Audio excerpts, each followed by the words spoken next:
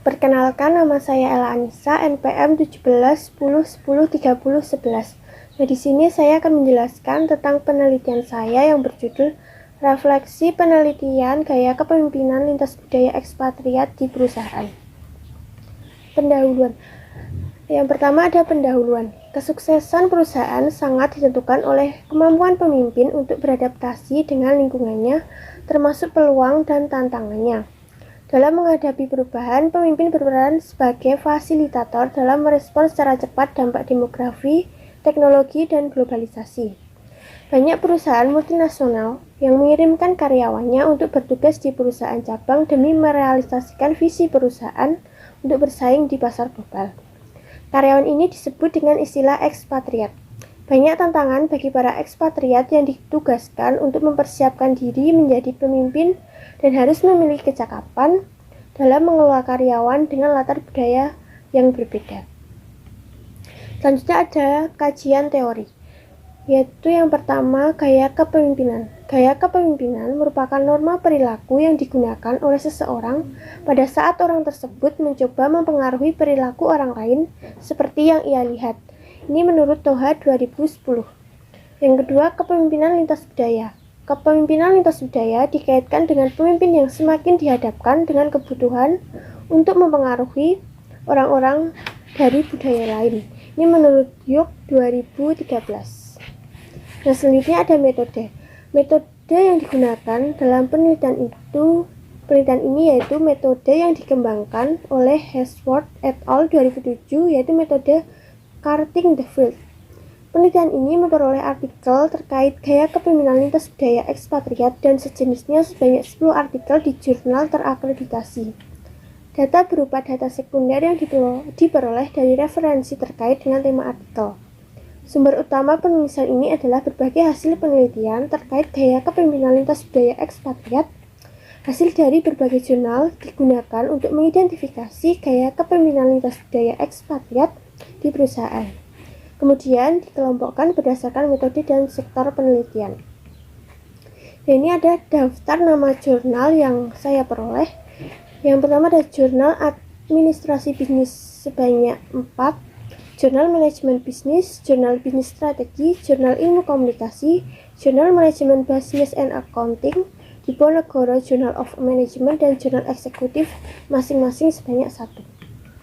Nah, hasil dan pembahasan menggunakan 10 artikel yang diperoleh dari 5 jurnal terakreditasi nasional yang telah memenuhi kriteria.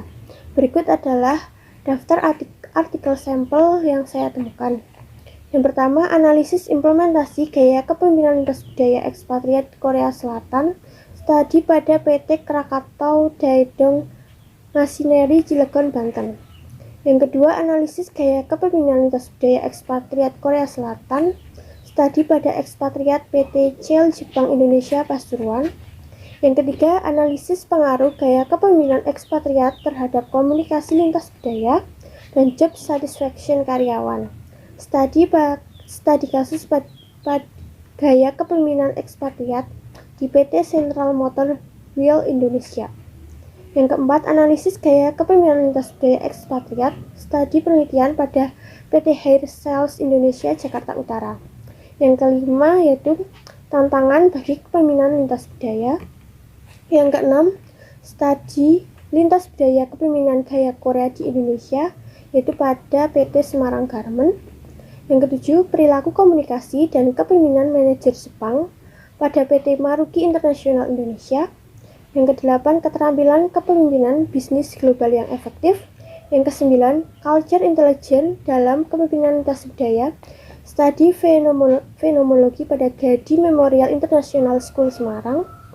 Yang ke-10, analisis gaya kepemimpinan ekspatriat Korea Selatan dalam memimpin perusahaan di Indonesia. Selanjutnya ada variabel independen dan variabel dependen dalam artikel yang saya temukan, yaitu gaya kepemimpinan ekspatriat sebanyak 5, gaya kepemimpinan lintas budaya sebanyak 2, perilaku komunikasi, kepemimpinan manajer, keterampilan kepemimpinan, dan peran culture intelligence sebanyak masing-masing 1. Sedangkan variabel dependennya ada 2, yaitu komunikasi lintas budaya 1 dan job satisfaction 1. Selanjutnya, dalam penelitian ini sebanyak 10 artikel yang menjadi sampel penelitian ini ada 2 yang mempunyai variabel dependen, yaitu variabel komunikasi lintas budaya dan job satisfaction. Kebanyakan artikel tentang gaya kepemimpinan lintas budaya ekspatriat tidak menggunakan variabel dependen sebagai pengukurannya dan berupa studi kasus. Berikut ringkasan studi gaya kepemimpinan lintas budaya ekspatriat. Yang pertama, penulisnya itu Dina Rizky. Hasil temuan atau penelitiannya yaitu hasil penelitian menunjukkan gaya kepemimpinan lintas budaya yang diterapkan oleh ketiga ekspatriat Korea Selatan di PT Krakatau Daedong Machinery adalah gaya kepemimpinan yang berpusat pada bawahan atau demokratis. Yang kedua, Adista Febi, gaya kepemimpinan lintas budaya yang diterapkan oleh ekspatriat di PT Shell Jedang Indonesia Pasuruan adalah gaya kepemimpinan demokratis. Yang ketiga, Lanang Satyo, hasil penelitiannya menunjukkan terdapat hubungan yang positif dan pengaruh yang signifikan antara gaya kepemimpinan ekspatriat terhadap job satisfaction karyawan. Selain itu, terdapat hubungan yang positif dan pengaruh yang signifikan antara gaya kepemimpinan ekspatriat terhadap komunikasi lintas budaya. Dan yang terakhir, terdapat hubungan yang positif dan signifikan dan pengaruh yang signifikan dari pengaruh tidak langsung antara gaya kepemimpinan ekspatriat terhadap job satisfaction karyawan melalui komunikasi lintas budaya. Yang keempat, menurut dari Intan Puspitasari, hasil penelitian menunjukkan gaya kepemimpinan lintas budaya yang diterapkan oleh ketiga ekspatriat Jepang di PT Hair Sales Indonesia adalah gaya kepemimpinan demokratis. Yang kelima, menurut Prihatin Lumbanraja, kemampuan kepemimpinan lintas budaya atau cross-culture competence bagi para manajer atau pimpinan bisnis yang beroperasi secara internasional telah menjadi suatu keharusan untuk mencapai keberhasilan dalam memimpin. Yang keempat, menurut Daru Risdanti, hasil penelitian ini menunjukkan bahwa karakter kepemimpinan gaya Korea di Indonesia, khususnya PT Semarang Garment, yang dapat mengelola perbedaan budaya lokal dengan gaya kepemimpinannya.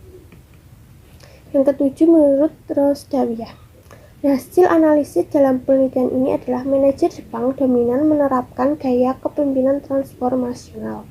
Yang kedelapan, menurut Naswirman, penelitian ini bersifat kualitatif yang mensarikan temuan dari berbagai literatur dalam kaitannya dengan kepemimpinan bisnis global dan manajemen lintas budaya. Manajemen bisnis global dan pengembangan sumber daya manusia akan sangat bermanfaat dengan mengeksplorasi secara empiris esensi keterampilan pemimpin.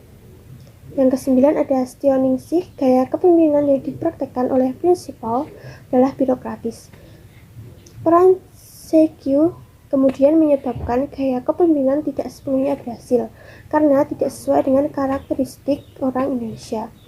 Yang ke-10, menurut Muhammad Muklas, hasil penelitian ini adalah bahwa gaya kepemimpinan ekspatriat Korea Selatan lebih dominan dalam gaya kepemimpinan oktokratis.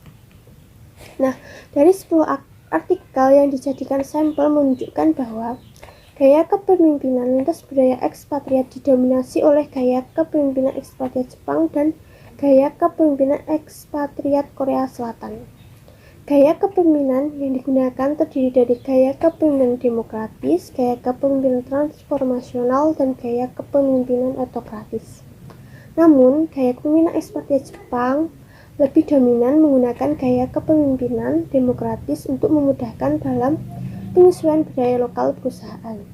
Gaya kepemimpinan lintas budaya ekspatriat ini menyesuaikan budaya lokal perusahaan, baik itu dari dimensi karakter manusia, dimensi aktivitas, tindakan, dan mengenai hubungan dengan lingkungan. Nah, kesimpulan dari penelitian ini yaitu penelitian ini membahas sebanyak 10 artikel mengenai gaya kepemimpinan lintas budaya ekspatriat selama 10 tahun terakhir dari 2010 sampai 2020. Jurnal yang mendominasi penelitian ini mengenai gaya kepemimpinan lintas budaya ekspatriat yaitu Jurnal CAB atau Jurnal Administrasi Bisnis, Melalui variabel independen, topik yang paling banyak dibahas yaitu gaya kepemimpinan lintas budaya ekspatriat sebanyak 7 artikel. Sektor penelitian yang digunakan dalam penelitian ini yaitu sektor swasta, khususnya perusahaan multinasional. Nah, sekian pemaparan dari saya. Terima kasih. Wassalamualaikum warahmatullahi wabarakatuh.